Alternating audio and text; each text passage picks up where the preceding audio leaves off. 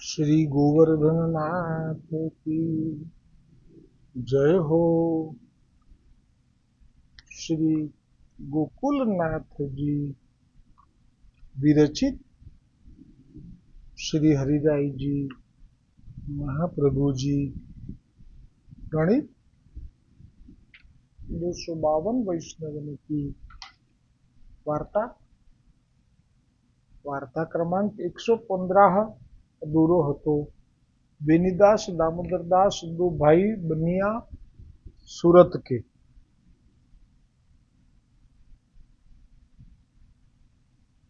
कल यहां तक आयो હતો जो एक दिन श्री गुसाई जी इनकी सेवा देखी के प्रसन्न भये, तब आपने कही जो तुम्हारे कहा मनोरथ है तुम कछु मांगो। तब इन श्री गुसाई जी सो विनंती करी, जो कृपानाथ हमारो तो अब वैष्णवन की सेवा करीबे को मनोरथ है। भाव प्रकाश या को अभिप्राय यह है, जो वैष्णव की सेवा अत्यंत दुर्लभ है। ठाकुर को गुरु को दास होई सेवा करे, कि ठाकुर અને ગુરુની સેવા એ સહજ રીતે થઈ શકે છે, કેમ કે ત્યાં મહાત્મ્ય જ્ઞાન છે પહેલેથી અને એ હંમેશા પૂજ્ય છે, આદરણીય છે, એવો સંસ્કારો પણ પડેલા છે પૂર્વજન્મના કે ભાઈ ગુરુ અને પ્રભુ એ તો આદરને પાત્ર। परंतु वैष्णव को दास, वैष्णव की सेवा होनी कठिन है। केम के कोई वैष्णव એ કેવો છે તો કે પોતાના જેવો, પોતાના કક્ષમાં પોતાના સમકક્ષ છે, જેવો હું છું એવો એ છે। હવે એની સેવા હું શું કરવા કરું? આવું હતું બ્રાહ્મણોમાં પહેલા। હરિવંશ પાઠક એ બ્રાહ્મણ હતા, મહાપ્રભુજીને જોયા તો આકર્ષણ થયું, કેમ કે લીલાના જીવ છે એટલા માટે। પણ પછી વિચાર્યું કે આમનો સેવક હું શું કરવા થયું? એ પણ દ્વિજ કુલ દેખાય છે, દ્વિજ તનમાં છે, એટલે કે બ્રાહ્મણ છે, હું બ્રાહ્મણ છું। આવા તો બીજા કેટલાય પ્રસંગો છે 84 સિવાય 252માં।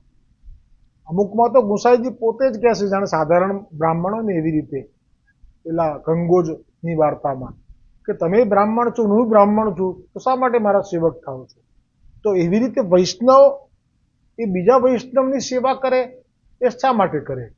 એને કેવી રીતે પૂજ્ય ગણે? હા, ગુરુ પૂજ્ય, પ્રભુ પૂજ્ય, પણ વૈષ્ણવ કેવી રીતે પૂજ્ય કે હું વૈષ્ણવની સેવા કરું, એ પણ દાસ થઈને? દાસ ભાવ આપવો એટલે ये कठिन छे। सो तो जब प्रभुन की गुरुन की कृपा हुई तब सिद्ध हुई। आ तो के त्यारे थई शके वैष्णवनी सेवा कि ज्यारे साक्षात प्रभु पण कृपा करे अने गुरु पण कृपा करे।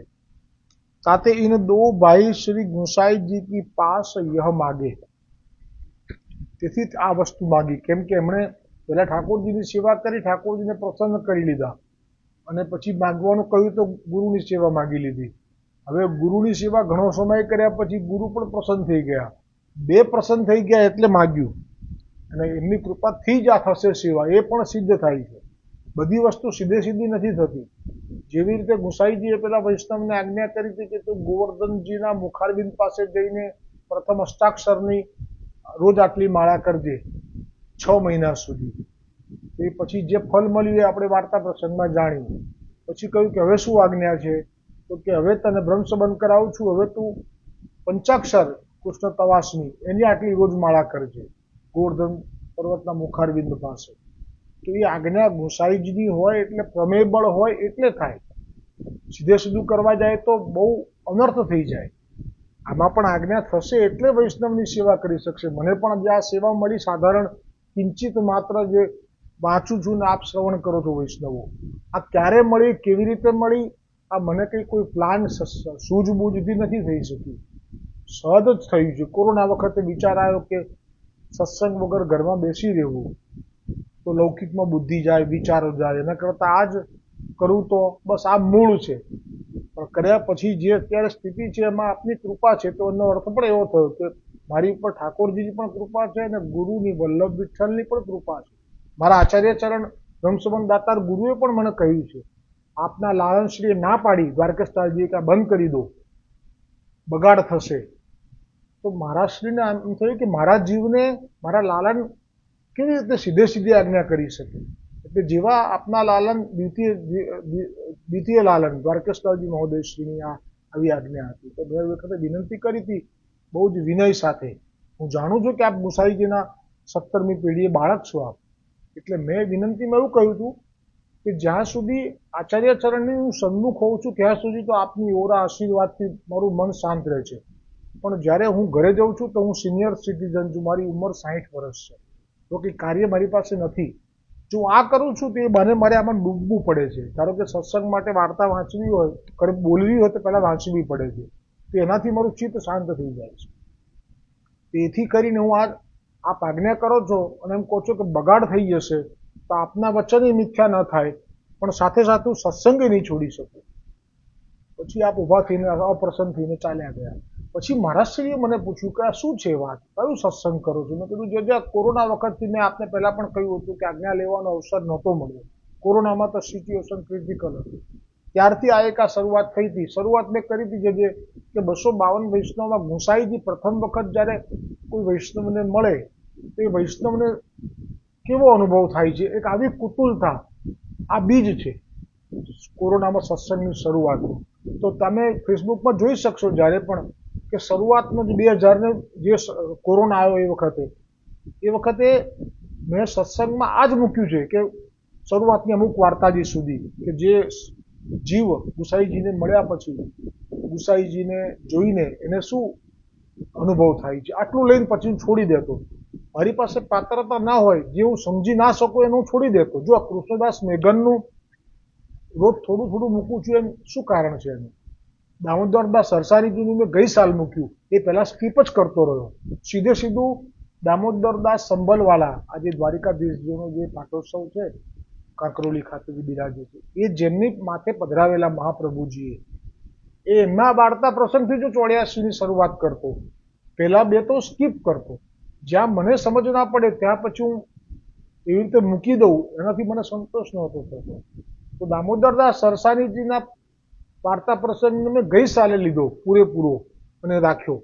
કૃષ્ણદાસ મેઘનજીમાં તો હજી બાકી હતું. આ વખતે મેં થોડું વચ્ચે તો 2 દિવસ ભૂલી પણ ગયો, ભગવદ ઈચ્છા વળી કે ગઈકાલે પાછો મૂક્યો, આજે પણ લિસ્ટ થોડું, તો એને પૂરો થવામાં 2-4 દિવસ લાગશે, પણ પછી પાછી ગાડી ઉપડશે. એમાં રોજે રોજ એવરેજ આવશે સારામાં સારું. જેમ કે દામોદરદાસ સંભલવાલાની વાર્તા આવશે તો 1 થી 2 દિવસ સુધીમાં તો પતી જશે. આવી રીતે નહીં ચાલે રોજ થોડું, કેમ કે આમાં મને પ્રવેશ નહોતો થતો. કૃષ્ણદાસ મેઘનજીનો જે પ્રસંગ આવ્યો એમાં વેદવ્યાસજીને પણ પ્રવેશ નથી થઈ શક્યો ભાગવતજીમાં. એ વાત જ્યારે એ વખતે વાંચી ત્યારે મને એમ થયું વેદવ્યાસજી તો ભાગવત ગીતા રચયિતા છે, તો એમને પ્રવેશ નથી થઈ શક્યો. આવું કેમ કીધું? પ્રશ્ન બી થવો જોઈએ, આંખો મીચીને દોડવાનું નહીં, અને પ્રશ્ન થાય તો પછી કૃપા થાય. થઈ કૃપા કે વેદવ્યાસજી તો બહુ દૂર દેખાય છે મને અત્યારે, કારણ કે હું જાણી ગયો કે મહાપ્રભુજી સાક્ષાત સ્વામિનીજી છે. સ્વામિનીજી ઠાકોરજીના ગૂઢ ભાવોને, ગોપીજનોના ગૂઢ ભાવોને આપ જાણે છે, તો વ્યાસજી નથી જાણતા તો નથી જાણતા. વ્યાસજીને પ્રવેશ નથી આપ્યો તો નથી આપ્યો ઠાકોરજીએ. આ લીલા સંબંધી બાબતમાં ગોપીનાથજીને પ્રવેશ નથી આપ્યો તો નથી આપ્યો. ગોપીનાથજી બલરામજીના અવતાર છે, શેષજીના અવતાર છે તો છે, પણ નથી પ્રવેશ તો નથી. પણ એ વખતે બરાબર આ કક્ષા નહોતી, હવે છે. એ છે એટલે હવે હું વાર્તા પ્રસંગને રજૂ કરી શકું એટલી સમજ મને પડી, એટલે હું મૂકી શકું છું. તો આ જે વાત છે કે દો ભાઈ પ્રસન્ન હોય કે હા, હવે તબ શ્રી ગુસાઈજીને કહી સુખેન સો કરો વૈષ્ણવોની વાર્તા, અરે વૈષ્ણવોની સેવા. હા, એટલે મને આચાર્યચરણે કહ્યું પછી કે તમે શું કરો છો? મેં કીધું આ કે કરો જાઓ. હવે મને આશીર્વાદ ઉપરથી મળી ગયા પાકા અમારા આચાર્યચરણના, એટલે મને સંતોષ છે. આપે પછી વચનામૃત કર્યા એકાદશીના વ્રતધામમાં, તો એમાં આપે કહ્યું કે આ તો પરંપરા હતી જ પહેલા કે એક વૈષ્ણવ વાર્તા વાંચે અને બીજા સાંભળે, તો અત્યારે આવી રીતે થાય છે તો સારું છે. એટલે આપની કૃપા મારી પર અવિરત છે, પણ આપને શું છે કે આપના જે આ લાલનશ્રી છે ને એનાથી પણ આ પ્રભાવમાં આપને પણ એમની સાથે મળીને ચાલવું પડે છે. એટલે એમને કારણથી અત્યારે મને પણ અંતરાય આવ્યો છે. મને સન્મુખ બેસવા દેવામાં પણ એમ કહે છે કે મને ના આવતા ને અમારા બાળકોને રૂચતું નથી. તો આ સ્થિતિમાંથી પસાર થઈ રહ્યો છું અત્યારે, પણ આપનો આશીર્વાદ છે એટલે આ સહજ રીતે વાંધો નથી આવતો, અથવા તો બહુ જ ભયંકર અનુભવ થાય પીડાનો, तो श्री गुसाई जी ने कही सुखे न करो। पाछे श्री गुसाई जी की सेवा, पाछे श्री ठाकुर जी की सेवा करते और नित्य 2 वैष्णव को महाप्रसाद लिवावते, और सो अब 5 वैष्णव को महाप्रसाद लिवावे लगे। तो 2 ना 5 कर्या, जे 2 हता रोजना पातळना प्रसाद लेवडावाना माटेना मनोरथना, ने હવે 5 वैष्णवो आपे मनोरथ चालू कर्यो। सो नित्य एक नयो वैष्णव न्योते और नित्य नौतन सामग्री करे। सो थोड़ी थोड़ी ऋतु अनुसार सामग्री करे। अब या प्रकार श्री ठाकुर जी की सेवा, गुरु की सेवा, वैष्णवन की सेवा करते। सो बरस 4-5 करी, तब वैष्णव प्रसन्न भये। सो कहने लागे, जो भाई इन दोनों भाई को धन्य है, सो तीनियों सेवा नित्य नेम पूर्वक करते हैं। એટલે જ્યારે પ્રસન્નતા થાય કોઈને તો કે એકદમ ના થઈ જાય, એક દિવસ માટે મનોરથ કરે મોટો ને ભાવા કમાઈ લે, એમાં કઈ પ્રસન્નતા ઠાકોરજીની, ગુરુજીની કે વૈષ્ણવની ના થાય। સેવામાં ક્રમ, નિયમિતતા અને એ બધી વખતે ભાવમાં ફરક ના પડવો જોઈએ। ભાવમાં ફરક પડવા માંડે તો વેઠ ઉતરવાની શરૂ થાય, તો એ સેવાનો સંતોષ ગોવર્ધનનાથજીને, ગુરુજીને કે વૈષ્ણવોને કોઈને ના થાય। सो तीनियों सेवा नित्य नेम पूर्वक करत है। तो ये 2 भाई बहुत प्रसन्न भये। ता पाछे एक दिना श्री गुसाई जी सो विनंती कीनी, जो राज की आज्ञा हुई तो सब कुटुंब को यहाँ बुलाई ले। तब श्री गुसाई जी ने कही, जो भले। तब बेनीदास दामोदर दास ने अपनो सब कुटुंब सूरत ते बुलाई लियो। जोयुं एमने बराबर छोड़વું હવે ગમતું જ નથી। હવે જો કે જશે પાછા બધાની સાથે, પણ જોઈ કુટુંબને પણ હવે અલૌકિક કરવું છે। ત્યાર સુધી તો આપણે નામ જ પામેલા હતા, પછી અહીંયા આયા પછી ગુસાઈજીએ બ્રહ્મ સંબંધ લેવો જોઈએ એવી એક વાત કાઢી સત્સંગ દ્વારા, અને પછી દીધો, અને પછી કહ્યું કે શું આજ્ઞા, તો કે સેવા, તો ઠાકોરજીની, પછી ગુસાઈજીની અને વૈષ્ણવોની। હવે એમનો જે મનોરથ છે કે અમારા કુટુંબીજનોને પણ આપ અંગીકાર કરો, પણ એના માટે પહેલા આજ્ઞા માગી કે બોલાવી લઈએ, તો કે હા, કારણ કે પ્રમેળ બળ મળતું જાય। જ્યારે જ્યારે પ્રસન્નતા હોય ત્યારે શું માગવું એ આપણને શીખવા મળે છે, અલૌકિક માગવાનું। ભલે, ગુસાઈજી કહે છે ભલે। तब बेनीदास दामोदर दास ने अपनो सब कुटुंब सूरत ते बुलाई लियो। सबन श्री गुसाई जी के दर्शन किए। पाछे श्री गुसाई जी सो विनंती करी के सबन को व्रत करवायो, पाछे ब्रह्म संबंध करवायो। બધા અલૌકિક હતા, દેવી હતા, બ્રહ્મ સંબંધ અન્ય ના થાય। ता पाछे श्री गुसाई जी सो आज्ञा मांगी के श्री ठाकुर जी पधराई के सबन मिली के ब्रज यात्रा करी। श्री गोवर्धन नाथ जी के दर्शन किए, मनोरथ किए। पाछे श्री गोकुल में आए के 7 स्वरूप के 7 बालकन के श्री गुसाई जी के मनोरथ किए। આપણે ત્યાં પુષ્ટિ માર્ગમાં મનોરથ થાય જ છે, ઠાકોરજીનો પણ થઈ શકે છે, બ્રહ્મ સંબંધ દાતા ગુરુ માટે પણ થઈ શકે છે, અને વૈષ્ણવોને પ્રસાદ લેવડાવવો કે વૈષ્ણવો માટે આયોજન કરવું, જેમ અમારા વૃદ્ધામમાં પાટોત્સવનું આયોજન વર્ષે 1 વાર થાય છે, પણ સુંદર થાય છે, અને એ પણ એક પણ દ્રવ્ય જે આવે એ ઠાકોરજીના ભંડારમાં જાય, ચરણે ભેટ જાય, આપ કશું ના રાખે। આપના સિદ્ધાંતોને કારણે આપનું તેજ પુંજ આજે પણ બિરાજે છે, અને આપના બિરાજવાથી આજે પણ મારા ઠાકોરજી વૃદ્ધામના પ્રસન્ન રહે છે। અને એમાંય જે ચલ સ્વરૂપ છે એ તો આપે જ્યારે એક સમયે હવેલી પણ નહોતી, વ્રજભૂમિમાં આપ જ્યારે બિરાજતા, પંખો નહીં, અરે એસી નહીં, પંખામાં આપ બિરાજ્યા, વૈશાખ ગયો હોય, જેઠ ગયો હોય, ધોપ ધગતો આખા શરીરે બફારો થતો હોય, આપ સુખેથી બિરાજ્યા છો ત્યાં। આપ એ સમય પણ જોયો છે કે વૈષ્ણવો એર કન્ડિશન ગાડીમાં ઓડીમાંથી ઉતરી ચરણ સ્પર્શ કરવા આવે અને સાધારણ 10 રૂપિયા મૂકીને ચાલ્યા જાય। આપે આ પ્રસન્નતા વ્યક્ત નથી કરી, એ વૈષ્ણવ છે, એના ભાગ્યનું છે। પણ આપની ઉપર ઠાકોરજીની જે કૃપા દ્રષ્ટિ થઈ કે આજે બ્રજધામ હવેલી જેમાં આપ બિરાજો છો, પણ એ જ આપનો સ્વભાવ કે હું તો સાક્ષીમાં રહ્યો છું કે લાઇટો જતી રહે તો આપ ત્યાંથી ઉપર જવાની ઈચ્છા ના કરો આચાર્ય કક્ષમાં। આપને આચાર્ય કક્ષ અને વૈષ્ણવો એટલા વહાલા છે કે બને એટલો સમય આચાર્ય કક્ષમાં કાઢવાનું પસંદ કરતા। આચાર્ય ચરણ પહેલા તો મહાપ્રસાદ લેવા જાય તોય પાછા પધારતા, હમણાંથી સ્વાસ્થ્ય થોડું અનુકૂળ નથી એટલે એક જ વખત પધારીને પછી પાછા નથી આવતા. અચ્છા, તો લાઇટ ગઈ હોય તો પણ આપ ત્યાં જ બિરાજેલા રહે. અમે બધા પંખો કરીએ, આપ બેઠા બેઠા સુઈ જાય.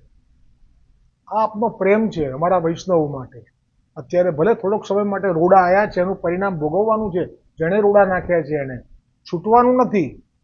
દ્રોહી થશે વૈષ્ણવથી, ઉખડી જશે જગતથી. શ્રીજી એક દિન સાંખે ચામડી ઉતારી નાખે, ડૂબવે વૈષ્ણવને હદથી તો ઉખડી જશે જગતથી. આ પ્રસંગ તમે કહેલો જ છે, કેવી રીતે શું થયું હતું પેલા કારમાં એક્સિડન્ટમાં. આ નહીં સારું. સીધે સીધું ચાલતું હોય એમાં પછી કોઈના જીવનમાં લાવે અટકાવ તો દુઃખને આપે છે નોતરું. આ પણ છે દોડ. ભાગવતજીના જ બધા અનુવાદ છે અમારા. આ જે એમનું નામ જ બાલકૃષ્ણ, હું સંત પુનિત શબ્દ નહીં વાપરું, એમનું નામ જ બાલકૃષ્ણ પાડ્યું હતું. એમની માતા મરજાદી વૈષ્ણવ ધંધુકાના. અને એ બાલકૃષ્ણ જ્યારે જ્યારે પણ જે યાત્રા કરવા જાય તો સૌથી પહેલા તગડીના ઠાકોરજીને, તગડીના મહાપ્રભુજી બેઠકજીને દંડવત કરી. ત્યાંના મુખિયાજી પણ એટલા પ્રસન્ન રહેતા એ બાલકૃષ્ણ ઉપર કે એમની માતા મરજાદી અને સુંદર સેવા કરતા ઘરમાં એવા વૈષ્ણવ. એટલે એ નાતે અને આમને પણ નામ પમાડ્યું હતું. ત્યારથી બાલકૃષ્ણ નામ પાડ્યું. તો ભ્રમ સંબંધ થયો તો કે નહીં, એમાં મતમાં હજી બહાર નથી આવવા દીધું કોઈએ. પણ એક મુકેશ ભટ્ટ કરીને જે મર્યાદા માર્ગી, એ પણ બ્રહ્મસંબંધી છે. સોલા ભાગવત વિદ્યાપીઠમાં ભાગવત ભણ્યા છે અને એમણે બ્રહ્મસંબંધ લીધેલો છે. અને એક વખત બોલી ગયા હતા કે બાલકૃષ્ણ એટલે કે પુનિત મહારાજને ભલે મર્યાદા માર્ગમાં ખ્યાતિ થઈ પણ મૂળમાં એ બ્રહ્મસંબંધી છે. તો જ મહાપ્રભુજી દર્શન આપે છે ચંપારણ્ય ધામથી. અને અહીંયાથી ચાલતા 6 મહિને કે 3 મહિને ચંપારણ્ય પહોંચે છે. આ બધી લીલા છે. એમના પદની અંદર આ બધી વાત કરેલી છે કે તેથી જે પદોમાં પાવર છે. કેમ કે છેવટે તો એને ગોપી ભાવના કેટલા બધા પદો છે. હું તો ગિરધરને ઘેર જવાની, એની જીવનભરની થાવાની, મારી એની પ્રીત પુરાણી, પલભર દૂરના થાવાની, રાત દિવસે એની સંગે ખેલું, જેમ તેમ હું રીઝવવાની.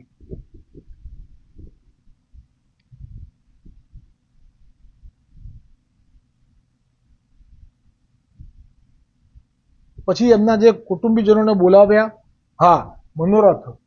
તો મનોરથમાં આપણે ત્યાં ગુરુજીનો મનોરથ થાય. પોષણદાતા ગુરુજી જે હોય એ પણ કયા નિમિત્તે થાય? પછી એ ગુરુજી એમ કે તમે આ સ્કૂલમાં દાન કરી દો. તો પછી તમારે મહાપ્રભુજીના સિદ્ધાંતનું સ્મરણ કરીને રોકાઈ જવાનું. હરિરાયજીનું શિક્ષાપત્ર ખોલીને જોઈ લેવાનું. હું અહીં કહીશ કયા પત્રમાં કયા શ્લોકમાં કહ્યું છે કે ઠાકોરજીનું દ્રવ્ય ક્યાંય પણ લૌકિકમાં ના જવું જોઈએ. આ કન્યાશાળામાં કોઈ પુષ્ટિમાર્ગીય નથી. તો તમે આ ઠાકોરજીનું સમર્પિત દ્રવ્ય છે, એને આજ્ઞા કરીને જ્યારે એને અપાવડાવો છો તો કેટલો મોટો દ્રોહ થાય છે મહાપ્રભુજીના સિદ્ધાંતનો. જે માધવદાસ હતા સૌરાષ્ટ્રના, એ જ્યારે મનોરથ ખૂબ દ્રવ્ય ખૂટે નહીં, તો એક વખત તો ઠાકોરજીએ જ આ ગંગાબાઈ માટે જે 16 શણગારનો જે બટવો હતો સોનાના હીરાના દાગીનાનો, આપે આજ્ઞા સ્વપ્નમાં દર્શન આપીને કરી હતી કે લઈને આવજો આ વખતે. કયા વખતે? દર અધિક માસમાં 1 મહિનો એ બધા જ 3 વર્ષે આ બધા સૌરાષ્ટ્રના વૈષ્ણવોને પોતે મનોરથી બની અને ત્યાં લઈ જતા અને રોજ અલગ અલગ લેવડાવે મહાપ્રસાદ અને આનંદ કરે. આને મનોરથ કહેવાય.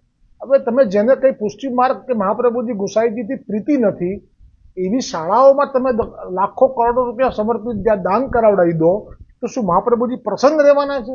હવે અહીંયા વૈષ્ણવો મૂંઝાઈ જાય છે કે કેવી રીતે આ મનોરથ કરવો. અહીંયા તો મનોરથ જે કર્યો છે એ તો આ રીતે કર્યો છે કે શ્રી ઠાકોરજી પધરાય કે સંબંધ મિલી કે બ્રજ યાત્રા કરી. પછી હા, ગોકુલાઈ કે સાતે સ્વરૂપન કે સાતે બાલકન કે શ્રી ગુસાઈજી કે મનોરથ કિए. એટલે જુઓ, એની પાસે દ્રવ્ય હતું તો એમણે મનોરથ કર્યો કયો? તો કે જે ગુસાઈજીનો મનોરથ કર્યો પહેલા ક્રમ પ્રમાણે હોય.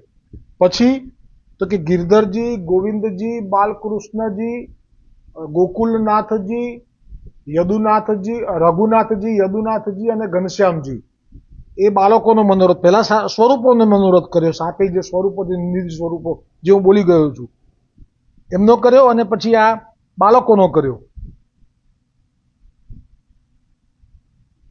થોડે સે દિન રહી કે શ્રી ગુસાईजी सो विनंती कीनी, जो राजा राज आज्ञा हो तो सूरत जाए. तब श्री गुसाई जी ने प्रसन्नता पूर्वक इनको विदा किए. पाछे श्री गुसाई जी से विदा हुई कि वे अपने घर सूरत को गए.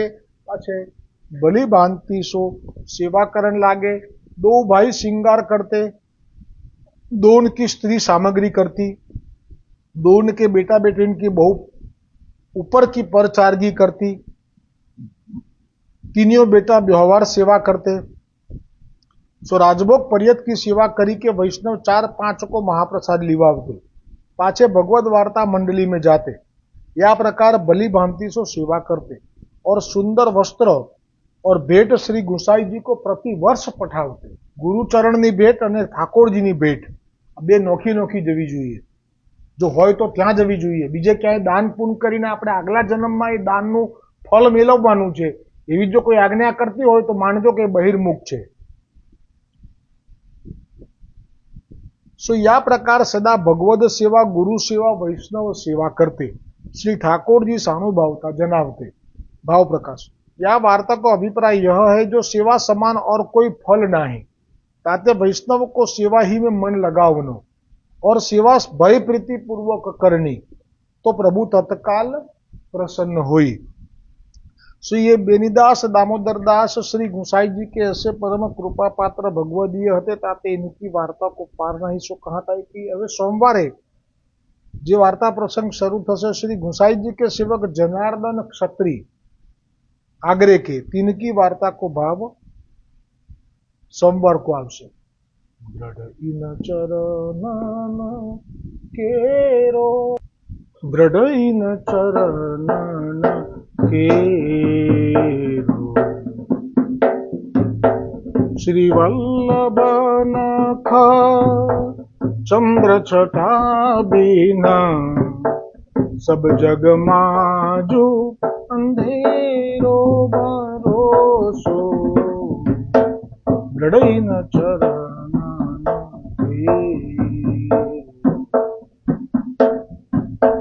साधन और नहीं आकली,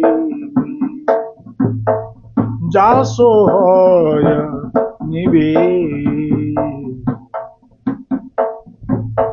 सुर कहाँ कहे विविध आदरो, बिना मोल को चेलो भरोसो, दृढ़ चरणन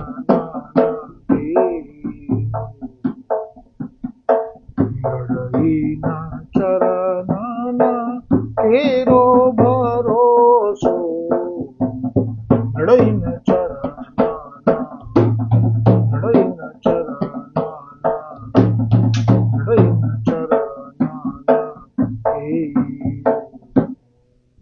श्री गोवर्धननाथ की जय, श्री वल्लभाधीश की जय, श्री गुसाई जी परम दयाल की जय, श्याम सुंदर श्री यमुने महारानी जी की जय, वल्लभ कुल परिवार की जय, अपने अपने गुरुदेव की जय। कसुंबा छठनी अग्रिम बधाई सौ वैष्णवों ने।